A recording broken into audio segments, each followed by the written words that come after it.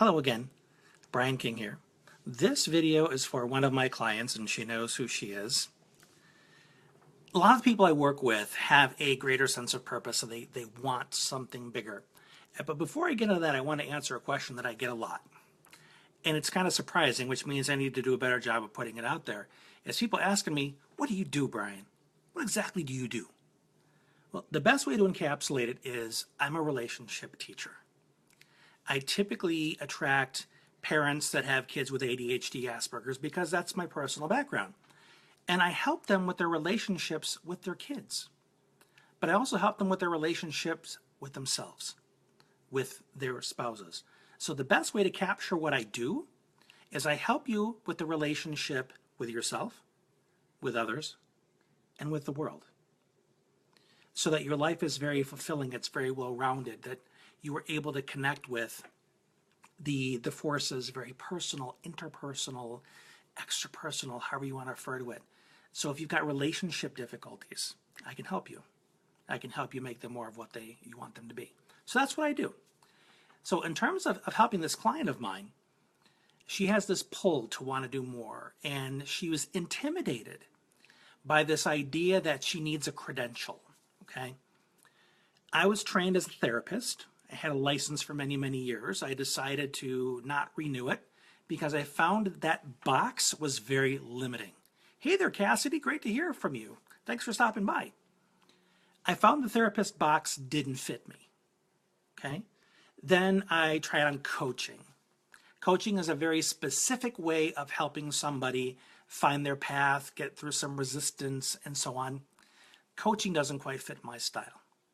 The reality is this: all of us are teachers. That doesn't mean we belong in a classroom, handing out assignments, correcting tests. A teacher is somebody who is getting results that you want.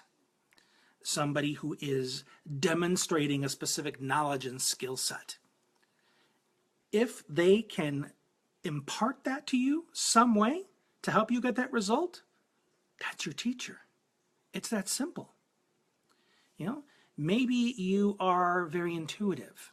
Maybe you're awesome at crochet or woodworking. Maybe you're awesome at relationship problems. If somebody wants to learn from you, you're a teacher, and you can charge them to impart that knowledge upon them. That's the only credential you need. The credential that you are getting results in a way that is duplicatable, that somebody else wants to learn. That's it.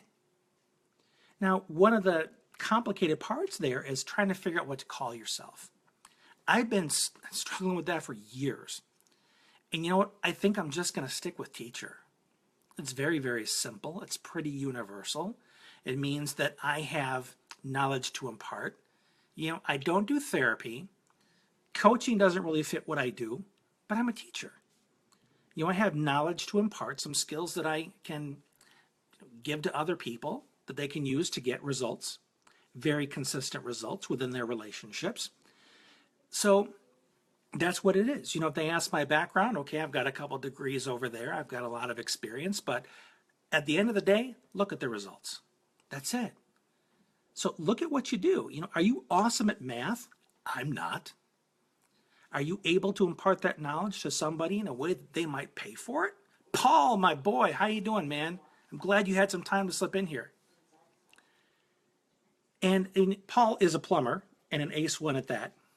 And at some point, I hope he reaches the level where he can mentor other people to learn how to be plumbers. But Paul is also now a certified yoga teacher. He went through 200 hours of training. That's like awesome dedication.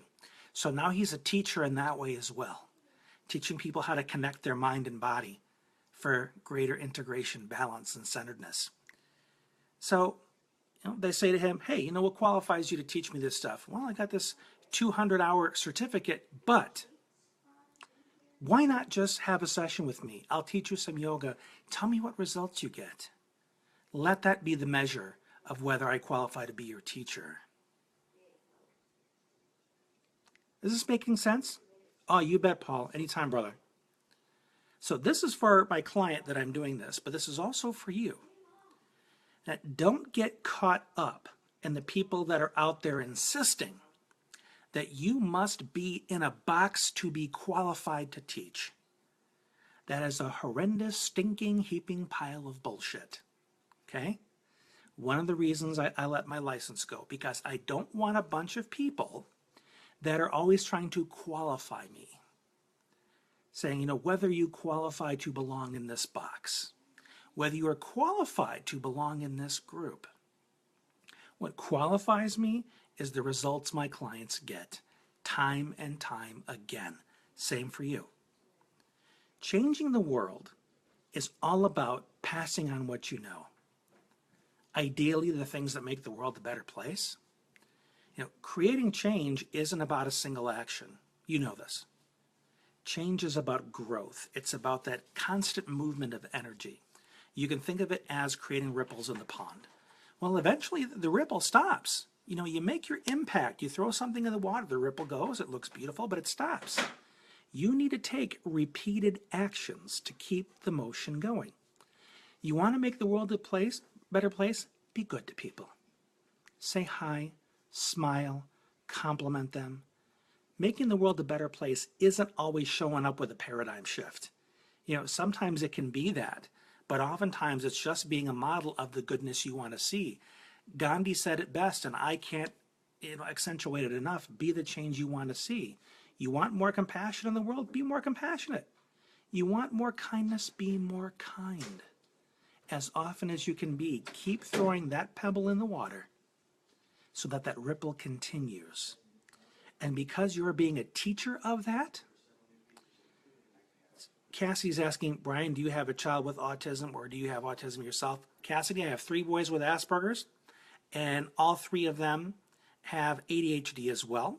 I have ADHD and dyslexia, and back in the late 90s, I was told that I also have strong Aspergian tendencies, but I've made a point of really mastering the whole relationship thing. So I would not currently meet criteria. But there are people that are telling me, you should still consider yourself Asperger's. You know what I consider myself? Human.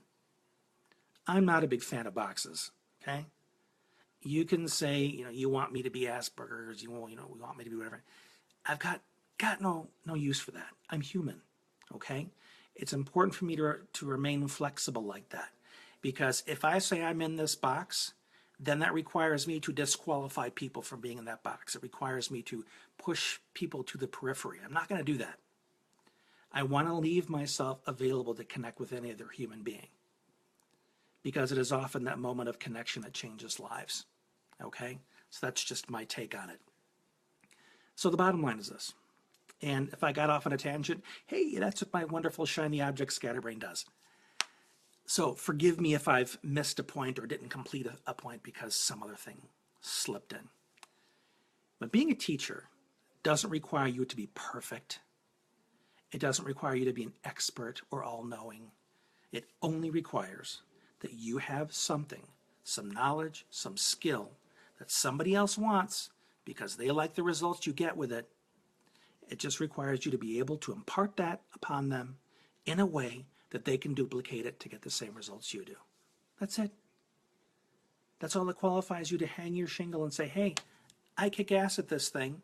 I can teach you in such a way that you can get the same results I get. Ta-da! That's the beginning of any business. That's the beginning of any helping relationship. And maybe you don't want to charge for it. Maybe you just want to be it. You just want that to be your human contribution to the world. Then I encourage you to go forth and be it. Be that teacher. One thing that I make sure that I teach on a regular basis is how to be human.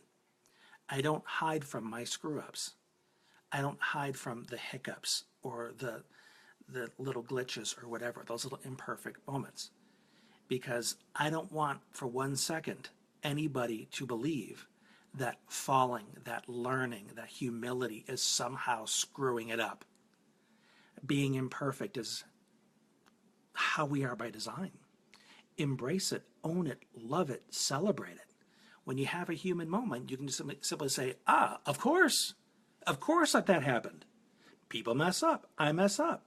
What have I decided to do? Well, I've decided to own it, apologize where needed, take responsibility to extract the lesson from that experience, and do my damnedest to not duplicate that mistake again. That's the process that I've adopted over the years, a very effective one that many people use, to make sure that when I make mistakes, I actually grow and become more fully human and hopefully have more to teach, to pass forward. Well, I could go on forever about this, but hopefully I've given you some useful information, some things to think about. And at the beginning of this video, an explanation of what it is I do that I'm going to go put on my website so people are more clear about what it is I do.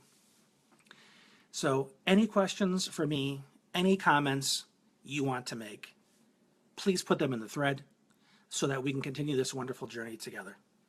Thank you all for tuning in. I love you dearly. I really appreciate your time and your attention. This has been Brian, and we will talk again soon.